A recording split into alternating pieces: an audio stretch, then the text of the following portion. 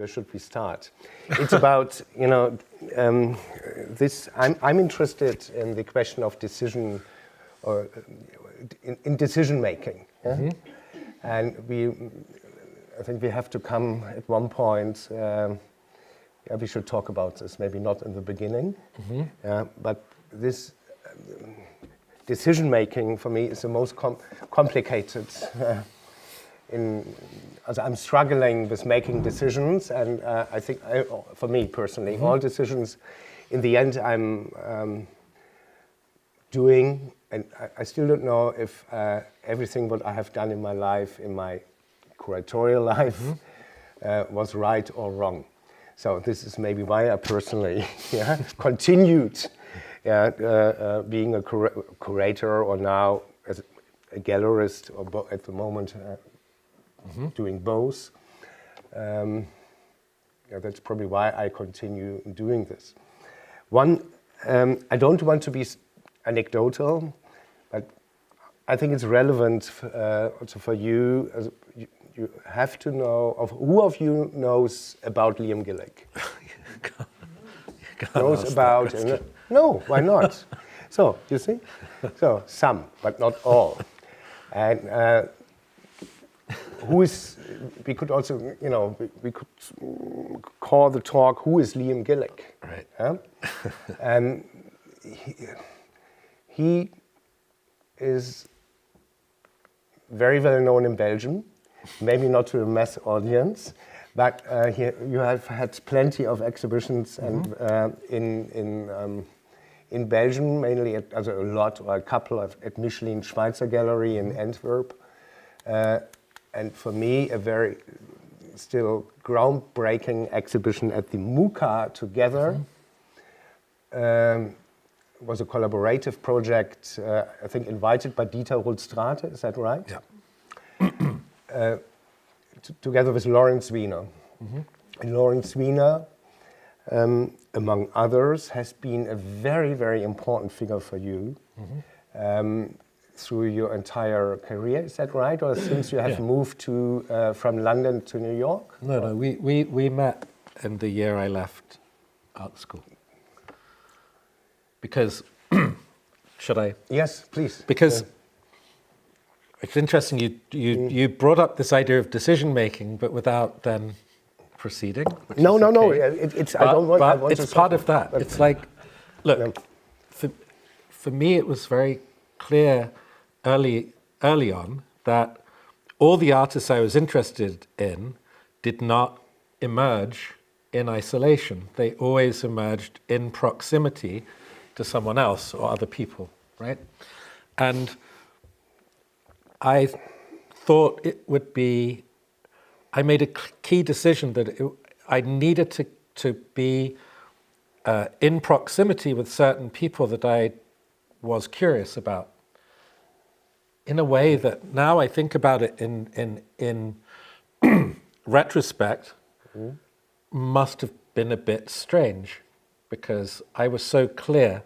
My desire to be in proximity with Lawrence Wiener the year I left art school was very, very clear to me. There was a decision, right, to try to locate someone that would not treat me like a teacher nor an equal, but another kind of parallel person. It's very odd. It's like hard to explain.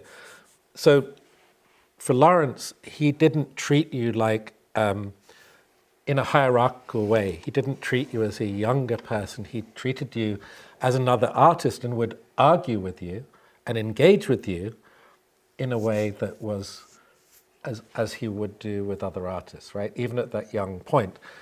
And his desire was to disturb the tendencies that he felt someone like me would have been exposed to, which in the late 80s was the publication in English of primarily Francophone postmodern theory. So, and the fact that for him, art was all becoming equally good, in a way. It was all generally improving, a bit like life expectancy and reading ability in Europe, whatever. It was all getting equally good. And artists were becoming forced by the new curatorial field to become anthropologists and sociologists and describers of their own condition. So I wanted to be in proximity with him. That was a deliberate decision. And we retained that level of kind of mutual incomprehension or mutual challenging, right, all the way through. And I think what links us in that regard is this thing that I really got from music, because I was really, like a lot of suburban teenagers, I was really interested in music and the structuring of music and how it's organized, right, and performed. And it started with that sense of disappointment, the idea that art starts with disappointment. And that sounds like a big philosophical idea, but it's, if you've realized or have that realization or make the decision that that is where you get your thing from, is from disappointment or dissatisfaction, right? That's a kind of recognition. So that's important in this decision thing. But I think you meant something else about decisions. But I think what I'm saying is connected to what you might mean. No, it's for me it's the right and the correct answer. Yeah, to go on. I need a context. I needed a context. You know? I needed a context that's stronger than, that's not just mutually supportive. So this is why I'm drawn to cultures which have a strong tradition of criticism, publishing, skepticism, all these things that actually, this is why I had to leave Britain, because I couldn't, those things exist in Britain, and especially humor, music, irony in a way, and whatnot. They're all good, but on a cultural level, it's kind of retarded in relation to critical discourse. Okay, but in which context have you met him? Lawrence, I met him in a bar. In a bar. Because I decided that the best way I followed tricks that I knew from music and from literature, right? Because I am from Britain. Which is, if you want to learn something, you have to go inside, you go into like a magazine or something, but on a low level.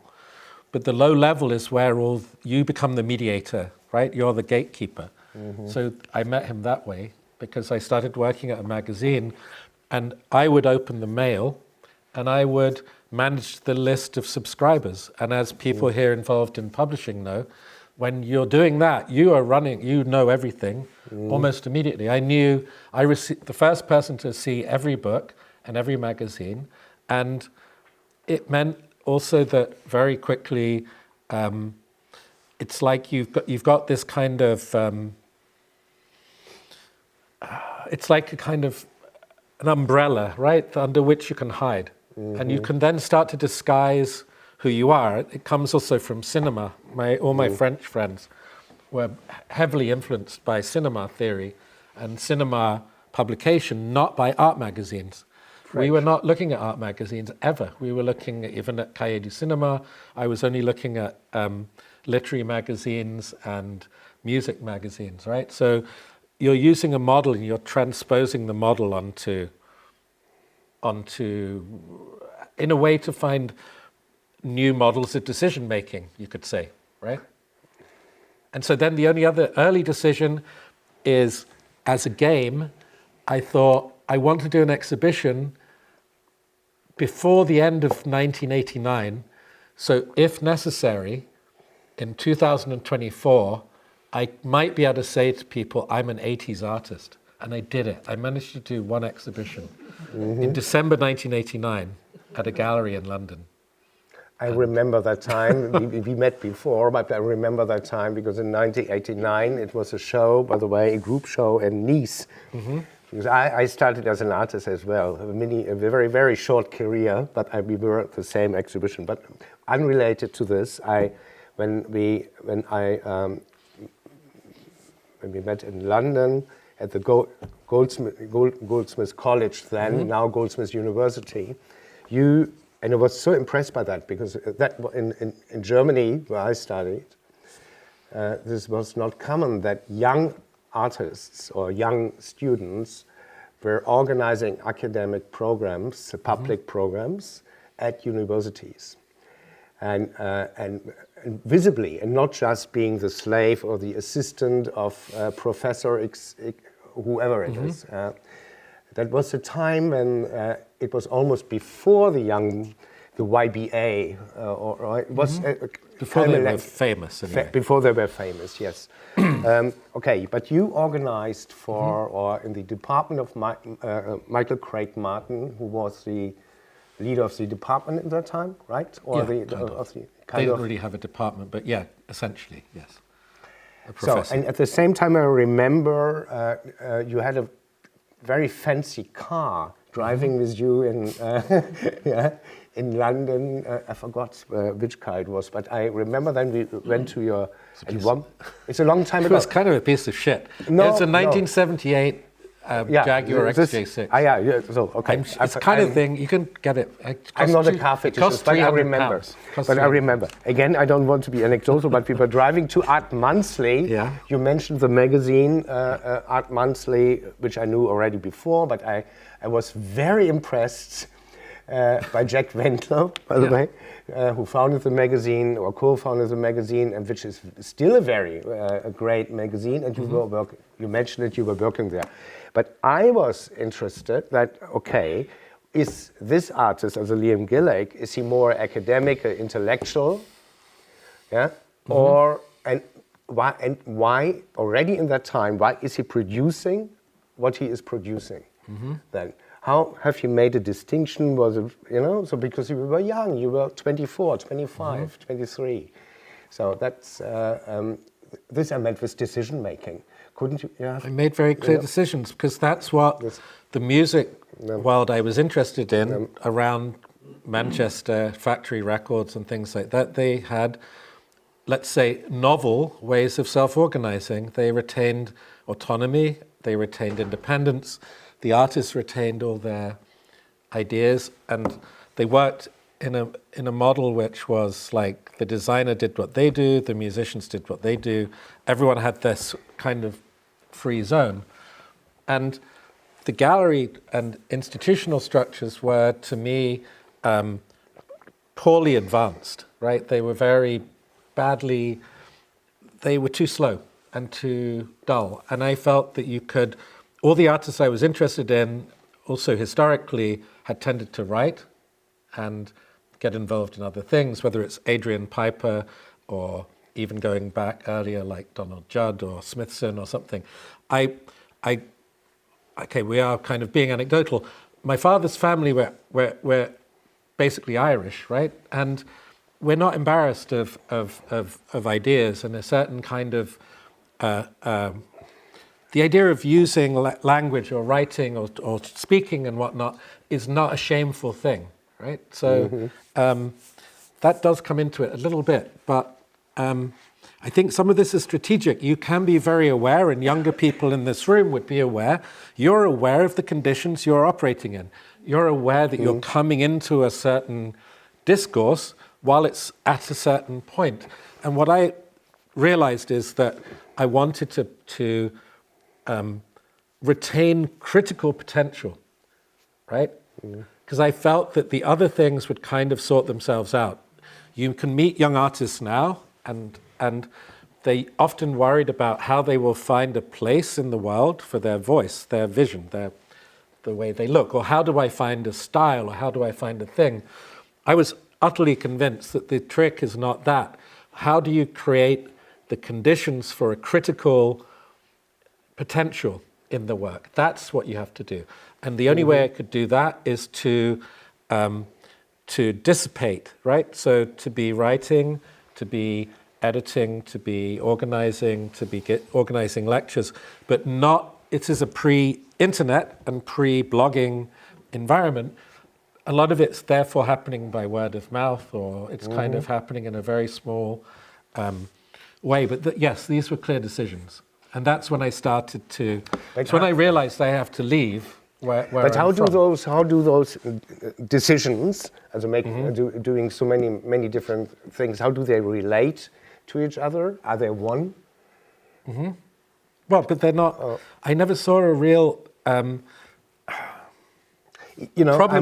yes. I'm asking this also because of this is why I put that image here first, and this one. This is one of your, not most recent projects, but a very important big project you have done in Vienna in 2019, just before COVID. It looks almost historical for me now, because it's pre-COVID.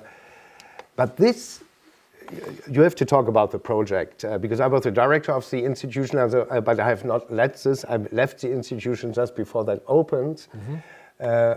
But I kind of not introduced you, but brought you together, initiated a little bit your project here with Gelatine. But for me, looking this to 2019, I had to think a lot about the time in the 1980s.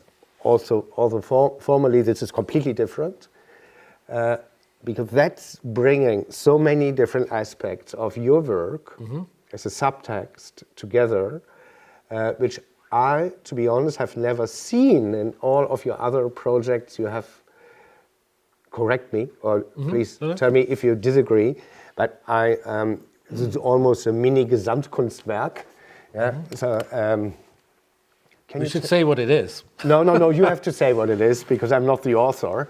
And, so, and what it was. I think what Nicolaus, what we need to, for people who don't know the work, I'm, in a sense, I emerged at a point when people were telling you it was the end of certain things, like it was the end of certain discourses, the end of certain potentials, that earlier desire to create a kind of rational abstraction that could somehow speak across boundaries was by its nature doomed and had always been doomed and was a problem.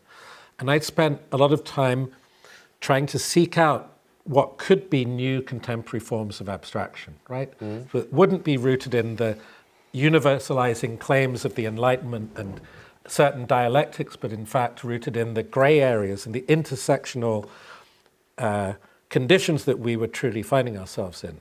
And that used to make me feel ashamed when I was young. And I realized early on that this is my zone, this gray area where things really get decided, where it's unclear where differences are. This would be, and I also, doing that would also mean I could never talk about the idea behind the work. It would be a kind of lie, right? So just to, we'll get to this thing in a second. No, I know, but this is here. Right. So how does this relate to the play in Vienna?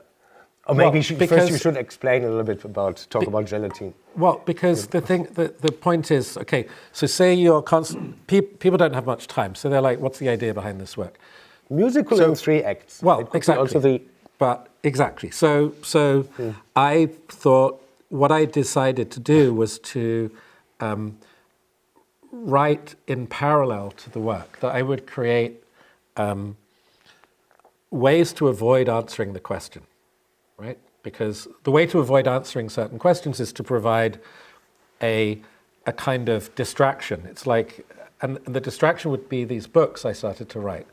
And it's a bit like in Dear Diary by Nanni Moretti, there's a point where he's riding on his scooter around Rome and he's talking about the buildings and how he always looks up at the terraces and the balconies and the penthouses and he wants to go and see them. But he can't. How can he get in the building? Well, it then cuts to a scene where he's buzzing the buzzer and he says, I want to come up and see the apartment, please. And they say, what are you doing? And he says, well, I'm a filmmaker. And they say, okay, I'm looking for a location. Okay. What's the film about? He says, it's about a pastry chef. It's a musical. It's a musical about Trotskyist pastry chef set in 1958. And so with the books, I tended to articulate them. I would have an idea, like it's a dinner, there's an event, there's something happening, there's a musical based on...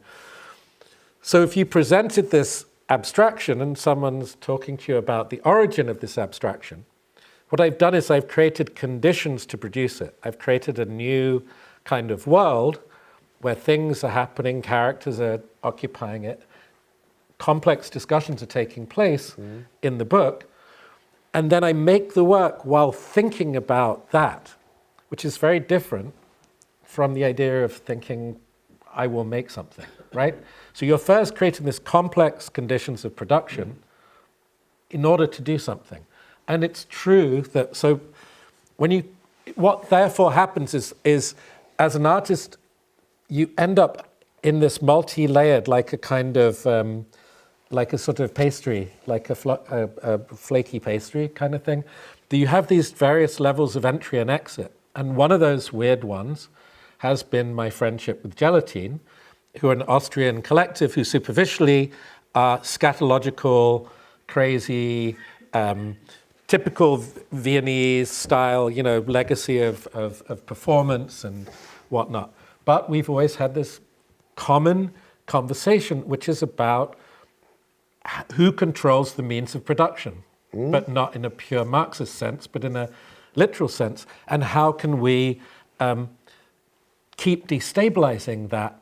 And I think this is still a potential and still the necessity for younger artists today, right? That they have to keep re-examining how things are produced and how things get seen. But we did it our own way, and it finally came together because it was actually you suggested, okay, now you should avoid the tension between you and really come together. And that's what you were seeing there. There was a still from a film we shot over 2 weeks in the Kunsthalle in Vienna, where we made a full-length feature film over 2 weeks, which I kind of wrote in a way, but I'm also in it. And it's an anti-fascist film, and it's really about oligarchs and bullshit and the new neo-fascists in the world, and it's a clear, it's a sort of a warning. It's kind of odd. It's now finished and done, like last year, completely finished. But it is really, it's going to be one of those things where you can see, well, it's like they did it before with 9/11. They had made an artwork in the Twin Towers because they had an art studio in the Twin Towers in New York, and they made a balcony that they pushed out of the window. And it's almost like, as you could feel after Maidan and then the sudden tension and silence and the rise of Viktor Orban and the consolidation of that and the return of Geert Wilders and all this kind of stuff, that they had this desire to but they need a framework. So a lot of what I'm doing is providing a kind of framework, and I found a way to kind of structure it, which is to kill them. So this was my idea. I'm going to kill Gelatine, finally. So the film and the work itself is loosely based on a book called To Live and Think Like Pigs, which was also written at one of these turning points that came out in the 90s. But it's a book about, to try and explain the rise of a kind of, what the writer Gilles Châtelet calls a world of envy and self-loathing, which is his description of what will be coming after the 90s, that the world is full of envy, narcissism and self-loathing. And it's a really fascinating book, and a lot of it's set in the Palace nightclub in Paris. So the film and the thing, it pivots that off Feltrinelli, who was the publisher who'd inherited a lot of money from his family, who owned a lot of forestry in the north of Italy before the Second World War. And they ended up running all the bookshops in Italy, right? Which are very important. So what I'm doing, the reason I'm saying all this is sorry, it's a bit boring, but to explain that I'm doing what I do in the books. I'm picking these different characters and pushing them together, and then seeing what does that produce, right? What can you, not the actual story of the people, but what are those conditional structural elements? Right. I have a strategy why I'm asking this, but this I won't answer now. But it's a lot about relationships in your work. Yes. Also your relationship with Lawrence Wiener and with Gelatine, and of course there are others, but we don't have examples here, like Philip Areno, a very important friend and artist you were collaborating with, or composing the music for Sarah Morris films, ongoing, I think. There are other examples, and I'm pretty sure there will be also a new generation, no? Yeah. So, because they are all either older or the same generation. With some exceptions. Adam Pendleton's younger. Oh yeah, Adam Pendleton is younger, very much younger. But when let's skip with those collaborative projects, or who claims authorship? Is it relevant? I don't think it's relevant to me. Yeah?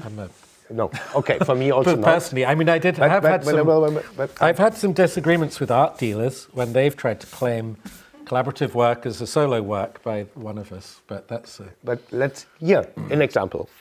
How do, we saw the Gelatine, how does this relate, this body of work, which is, what is this? In relation to your collaborative work. This is clear, these are art pieces, artworks. Yeah, but I think that the I don't know, I mean, I know what you mean. I don't know if there are any more or less artworks than... It's a very friendly question. So let's, I love that work. Right, but because I am a child of the transitional period of applied modernism that was part of the rebuilding or attempts to rebuild Europe in certain ways. The often unauthored architecture of health centres, of bus depots, libraries, often even public libraries. And in Britain, a lot of that work didn't have a lead it didn't name the architect. It would just say, this London architects, right? And it would be a kind of, and those people are often quite radical. And I borrowed some of their unorthodox approach to how you continue the project of modernism in an applied way, meaning how it's actually functionally used on a daily basis and how it can be used in context with older buildings and older structures. And what I'm really trying to do is make a non-Euclidean, a non-classical base for abstraction in a way. And I'm not the only person to have done that. But this kind of work, which here it's in Gwangju in Korea, these things can all be analyzed. They can be thought about. Those, the fins, I call them, and the horizons and various things. They all have specific names. They relate to specific reading about advanced production in Northern Europe. They, all these things that are incredibly boring, maybe, but they're like, I'm still trying to see if you can create something that is has a certain internal logic, an abstract logic to it, a kind of yearning towards a condition of abstraction, but it's based on a contemporary framework. It's not just based on making a parody or an ironic reference to the failure of modernism or something. After high modernism, the project of applied modernism that then happens all over Germany, happens in Belgium, Netherlands, UK, takes certain things and it adapts them and it tries to make them work, and it often fails. But then fragments remain. And that's what you're seeing in my work, is a series of fragments. Like, you're not seeing the complete picture. Because I knew this idea of resolving, making a resolved artwork, like how you resolve everything is idiotic. And that's where my arguments with Lawrence would start and end, because he does try to create a kind of framework under which you can operate. This amazing show upstairs of Joseph Kossuth's incredible piece of curating also shows another way of trying to say, here is a kind of, not a universal, but I'm going to point at things and I'm going to show you how language, hierarchy, all these things operate, right? And I want to be part of something else, which is not resolvable. I wanted to be as flexible and as deceitful and as playful and as difficult as the most advanced forms of capitalism, control, discourse, government, the strangulated language of administration and so on. Like, these are the bases of my work and the critique of those things not government, language, play. Then let's go to the pavilion you have done in Venice. As a kitchen cat speaks, 2009. Right. I didn't kill it. It was not me. It was already dead. Yeah, the cat. Yeah, well, look, I'm... but this is exactly what, it's also, this is 15 years, it's 15 years ago. And I created 2 of the German pavilions in 2007, Isar Gensken, and they invited me again, and I'm still not sure if I should have done it or not, but I wanted to work with him. And in that time, 15 years ago, in that time it was really not common that in Belgium a Polish artist would be chosen, it's still not common, yeah.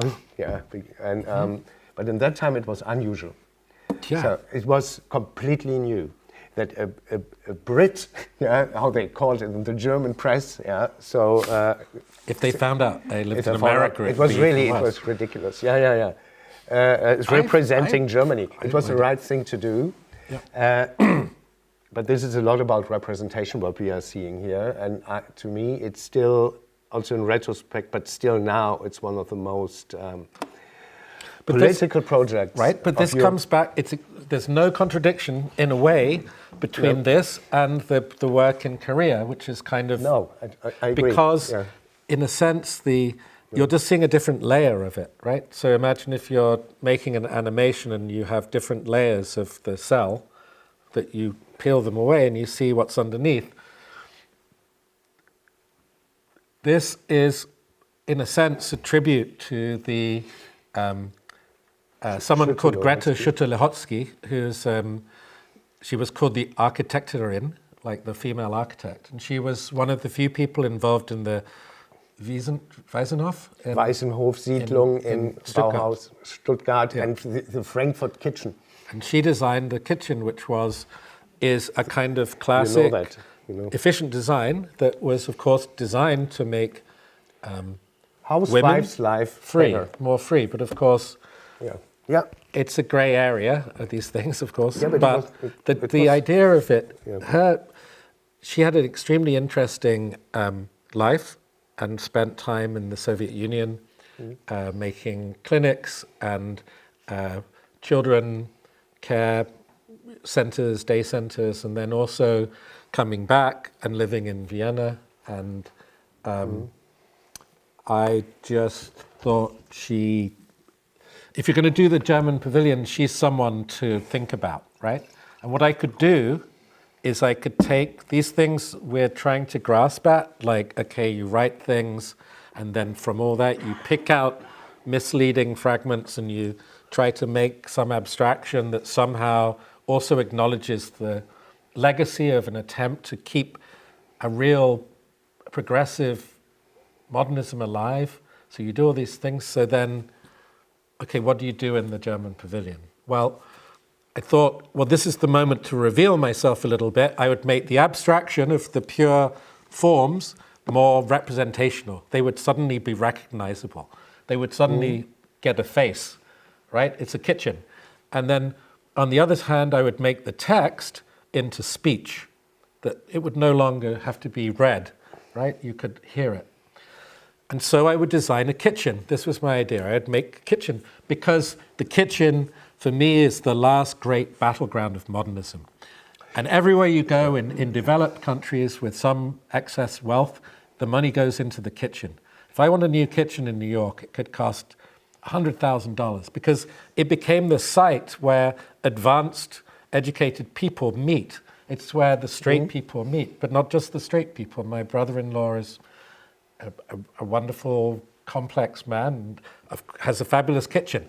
And it's the only place in his house that's minimal, that has straight lines. And it kind of comes back to once with my ex-wife, Sarah Morris, we went to have dinner with Carl Andre to see if we could republish his poems for some reason with someone. But he was miserable. And he was a miserable human being. I shouldn't say that, but he was. And I turned up with my partner, artist, great artist, and very elegant, like really well dressed. And he just went after her. You know the way certain pig men of a certain generation, they see an intelligent woman and they go after her. And he said to her at one point, your art is like skirt lengths. It just changes year by year. You're not an artist. This is a dinner.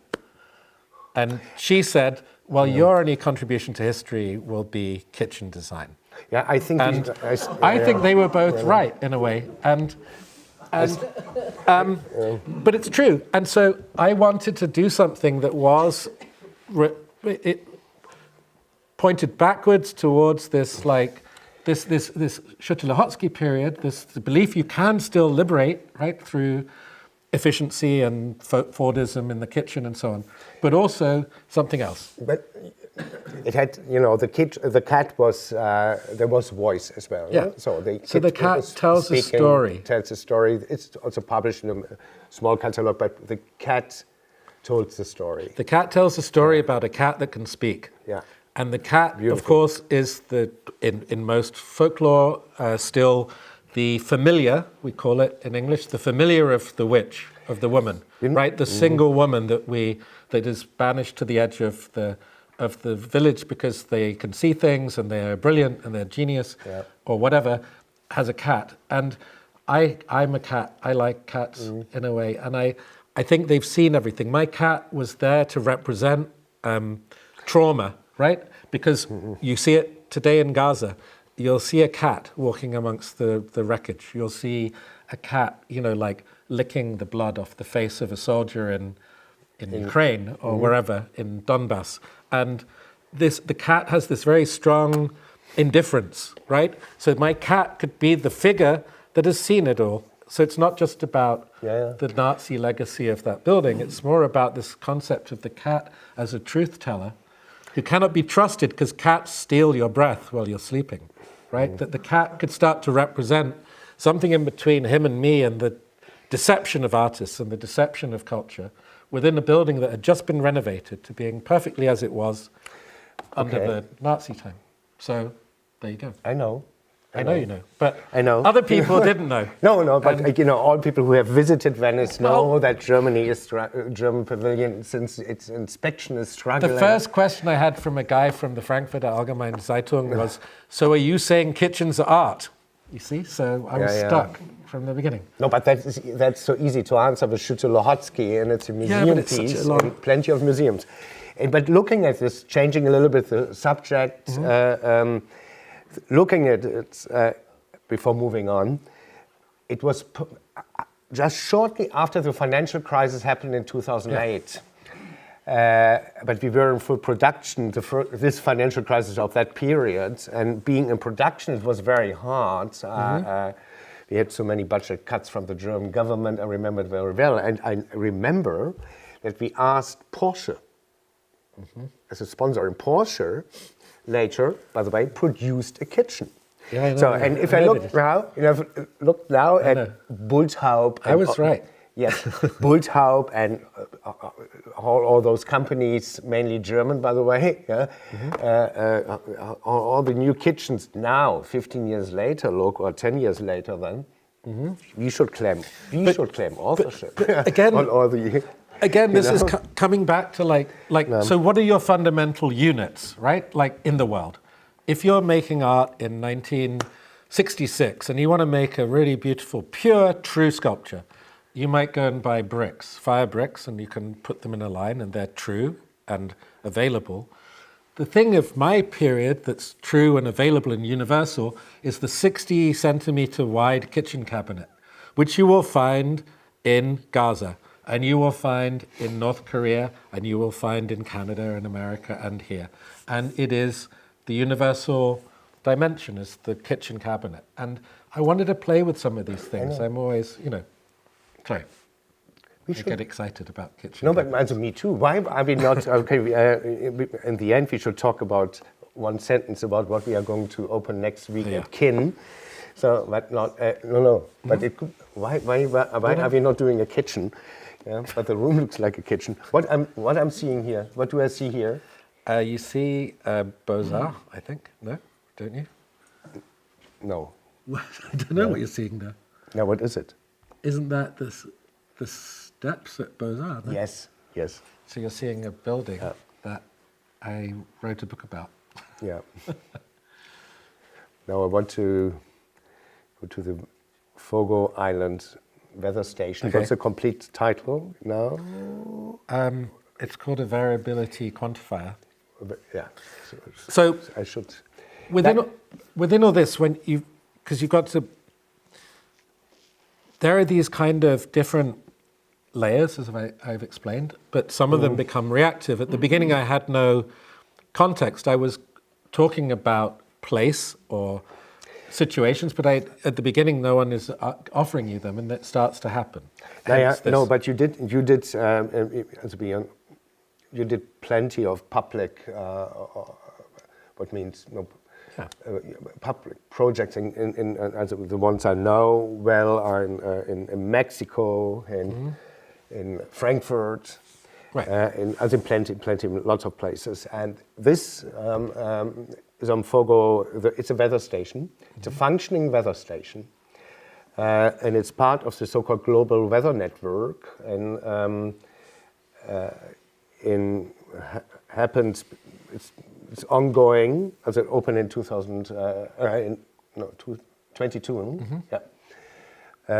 In 25 venues around the globe, mainly in the global south, there are collaborative projects between mainly art institutions and collectives or individual artists. And Fogo Island, it's an island in Newfoundland, Labrador, Canada. Geographically, not so far away from here, but it's very complicated to get there.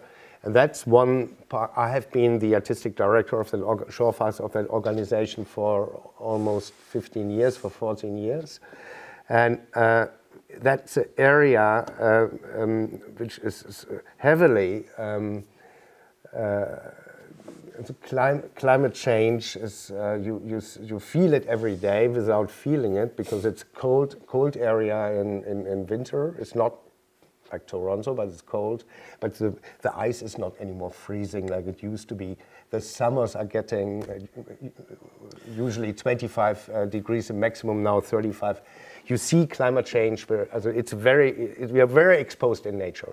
So, and Fogo Island got invited, being part of the global weather network, and initiated at the first place by Archangel and James Lingwood, very iconic, very relevant, important curator, together with Michael Morris. But he was the initiator of it, and he gathered a couple of, in the COVID time, in the middle of the COVID time, he gathered 3 curators, and I was one of them, and we, who, for me, Liam Gillick you were the natural figure in working on the Fogo Island weather station. But I remember, I don't know if you remember, the reference to this entire project comes from somewhere else. Can you talk a little bit about? It's again about relation building. The Manabe house, you mean? Yes. In Japan? Yes. Yeah, I mean, we talked at the beginning about decisions. One decision I made was never to build a building, because I think it's a bit like, it's a kind of, there's some deep kind of tension and distrust between art and architecture that I want to retain. I want it to remain different. I want them to remain separate. I don't want them to merge into this kind of soft kind of cheesecake of good taste and good intentions. I think art's history, if you look at the modern period, is about being annoying or awkward or incomplete or indifferent to certain issues taking place in the world. Its function is often reactive and difficult and problematic, and I think it's being forced today to take on moral and ethical claims that it cannot do, and historically has failed to do.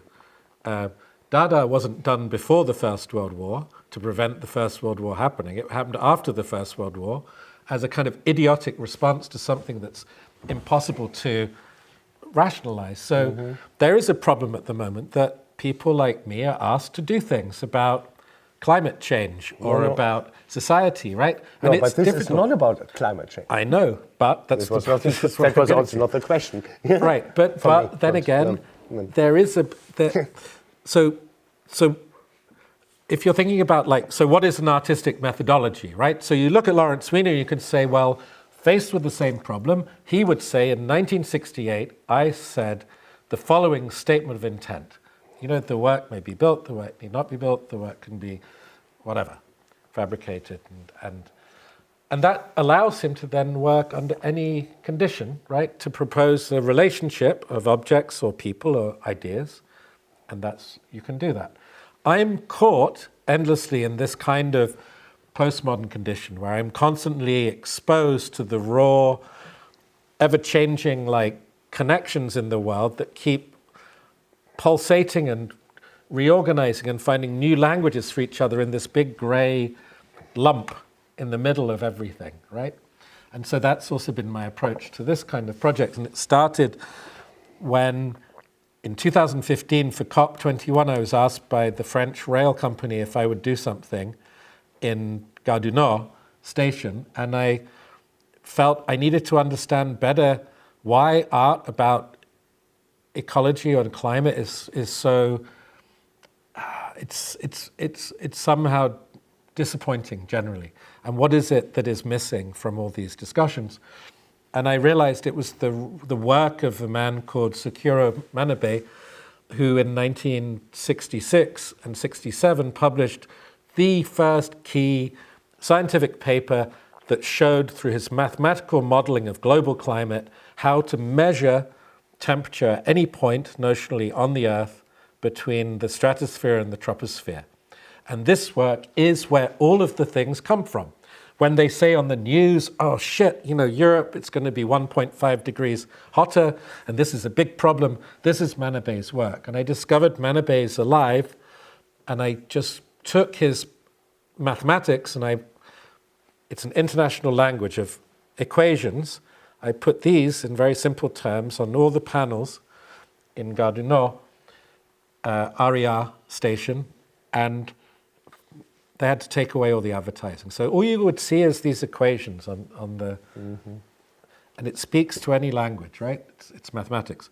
And I then subsequently worked with some architects in Japan to build a house that would also somehow recognize Manabe as this figure. And for that house, I wanted to make a weather station that would explain how the house works.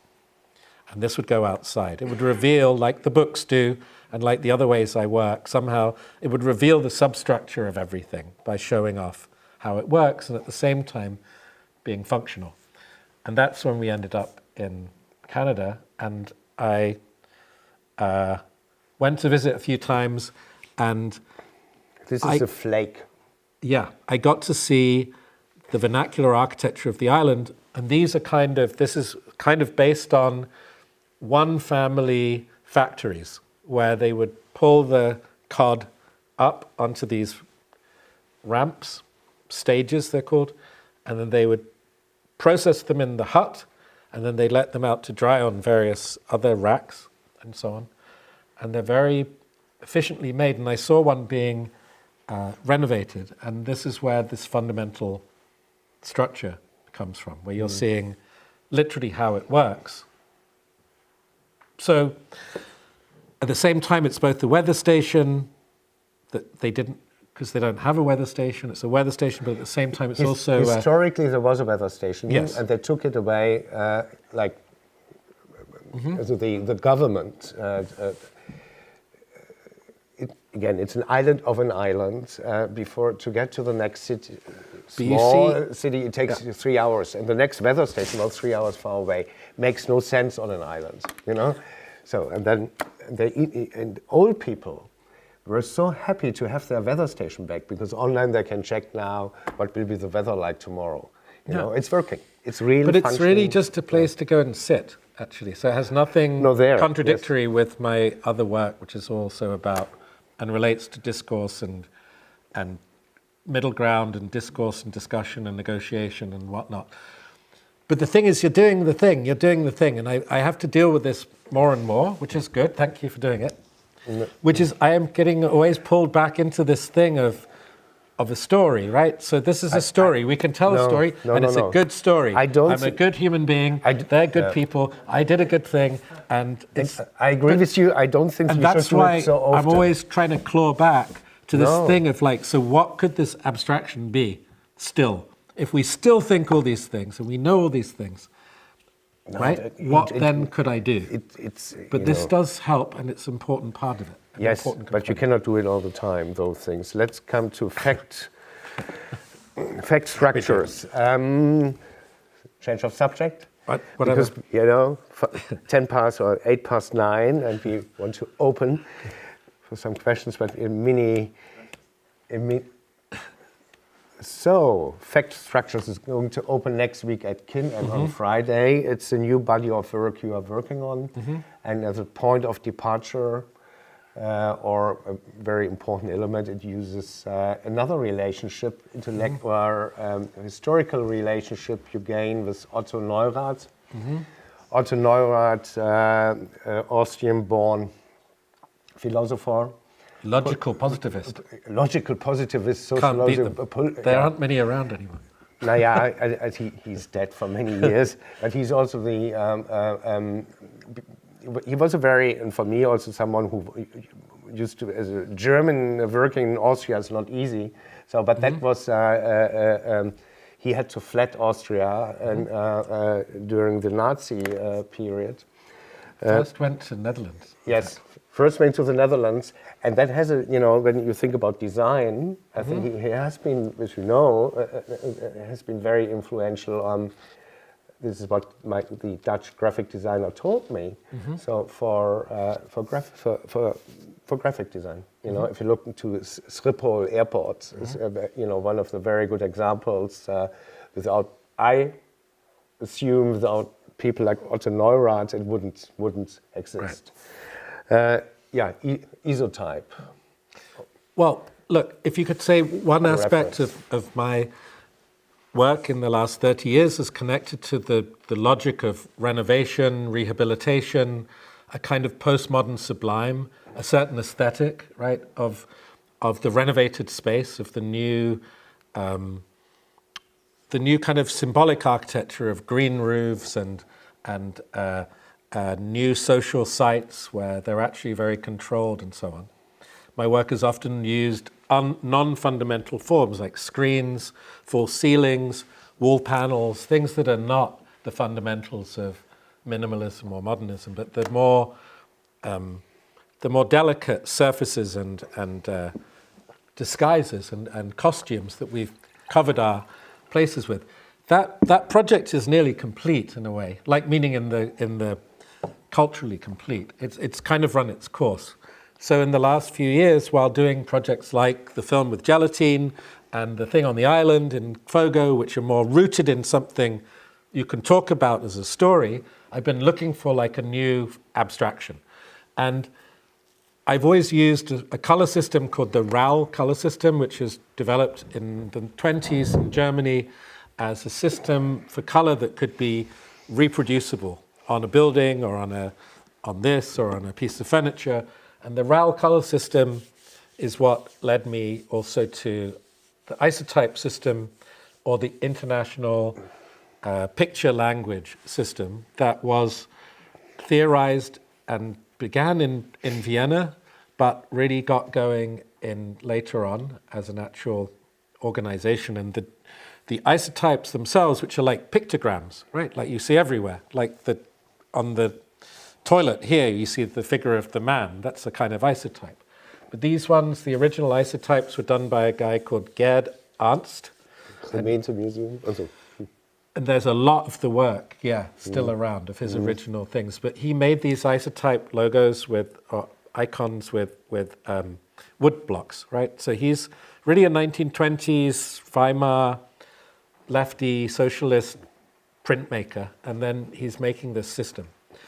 And the idea was that the system should somehow be able to take complex information, extremely complex information, and render it into what they called amount pictures, fact pictures, and whatever. So you say you want to represent that there were 1 billion people in 1700, and there's 6 billion people in 2000. You have one person and 6 people, right? We're so used to this, it seems really normal.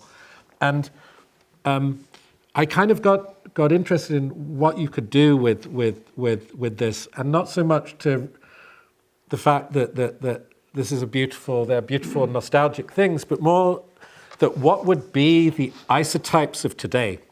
Mm-hmm. And I was doing I've got I think it's the post-Brexit guilt. I've read a lot of European Union reports for pleasure, partly as a kind of loss.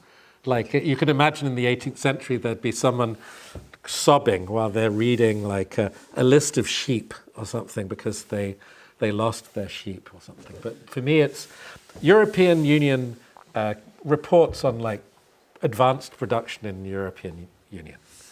And what's interesting is they stopped using symbols to represent certain things, because in the past, if it would be iron or steel production, they would show a kind of or coal, it would have that symbol of like the Bernd and Hiller Becker thing of like, they've completely abandoned. So for a show I did at the end of last year in Korea, which you could see a fragment of, I created these new abstract forms which are illuminated, but they are also thinking about these new isotypes that cannot be described, that do not directly represent anything, but they somehow stand in for contemporary advanced production. But they haven't found their voice yet. They haven't found what it is that they're representing. They're essentially slippery or evasive or elusive. And the material that's making up the new abstraction, the same with our exhibition, is stuff called T-slot in America, which is a kind of a fabrication system of aluminium extrusions that's generally used to make laboratories, production lines, CNC cutting machine rigs. It fits together kind of simply and universally. And as before, where I tried to use the materials of aluminium that would be used for signage, for storefronts, for renovation, for rehabilitation, now I'm using the material that is really intended to not be seen, but to produce the smooth surfaces that are supposed to render a critical relationship impossible, right? Mm-hmm. That are kind of smooth and mute.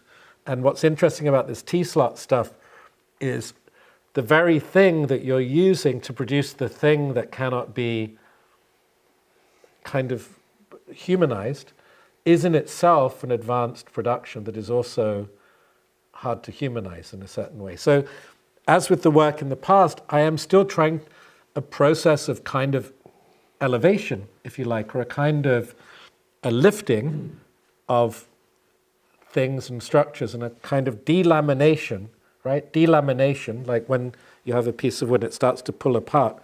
A delamination of meaning, a delamination of semiotics in a way, right? So that's kind of what we're doing, but now the work's developed a bit and I'm using color with it and what look like quite fundamental forms. And as you showed, there's a book, and the book will come, and the book... it's an announcement. It's an announcement for a book, but that is part of the exhibition. And here on this cover, you see another new it's unwritten. isotype. That's unwritten. But Beautiful. And that's decision making. that's decision making. No, unwritten. No, but I mean, I think this is the problem about all cultural production is about these sort of points of entry and exit, and points of, like, at what point does something become something or not become something? And I think this is under-discussed around art. It's a kind of logistics, the logistics of art, which I find really fascinating, right? Because my job for all these years has been to destabilize the point of entry and exit. When we came in here tonight, I said, how do we start? That's what I wanted to know. It seems a normal question, but it's a question I ask a lot. Yeah. Or how do we end, even, for example? Ending is easy, because we are open to the audience now. Right. Thank you for listening. Thank you, Liam. Thank you.